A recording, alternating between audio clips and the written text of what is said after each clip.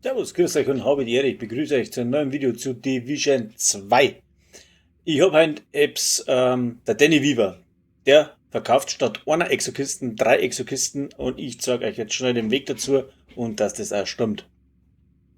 Also, weißes Haus, bewegen wir uns, weil wir ja zuerst den Snitch brauchen, ja, bewegen wir uns zu dem Eingang von der Dark Zone.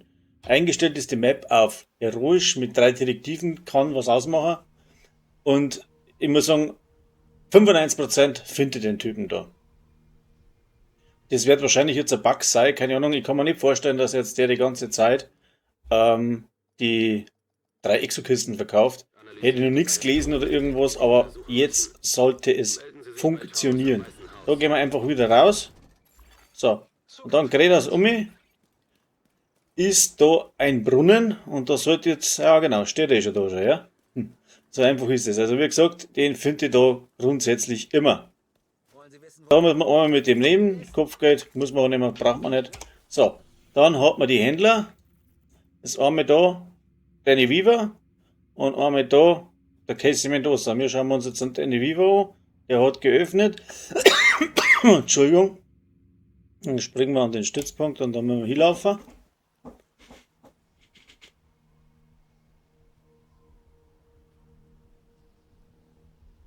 Des Weiteren habe ich auch gehört, läuft der Loot Goblin umeinander. Ich tue euch dann am Schluss vom Video eine Map eine, da wo man die ganzen Punkte sagt, wo der joint und wo man abpassen kann. Ist immer gescheiter. Ich weiß zwar einige, scheiß falsche Richtung. Ich weiß einige Punkte, aber weil man funktioniert es beim anderen nicht. So, jetzt machen wir mal schnell Vorlauf.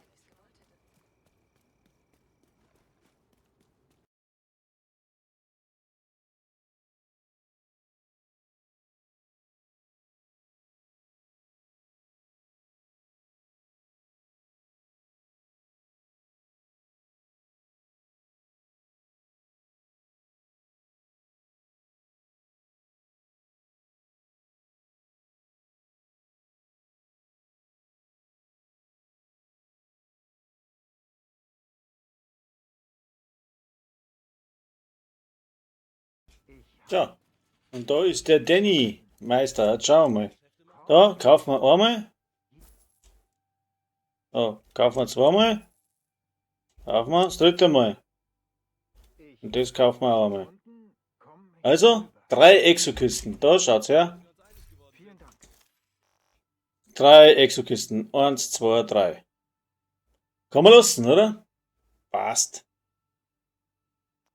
Soviel dazu. Jetzt im Anschluss dann kommt die Map. Und ja, wünsche euch noch viel Spaß damit. Viel Spaß mit den Exokisten.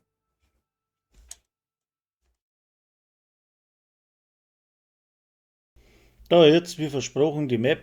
Das sind alle Punkte, wo ich so weiß und wo es gibt, denke ich mal, wo der Snitch auftauchen kann. Meiner war links unten Dogzone South oder Dogzone Süd, der gleich oberhalb von dem Spitz da.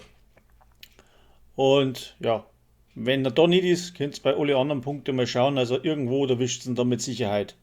In dem Sinne, ich wünsche euch einen schönen Tag und ich hoffe, euch hat das Video weitergeholfen und haut's rein, weil ich weiß nicht, wie lange das so bleibt. Also bis zum nächsten Mal, lasst mir ein Abo oder Like da, da hat mich gefreut. Servus.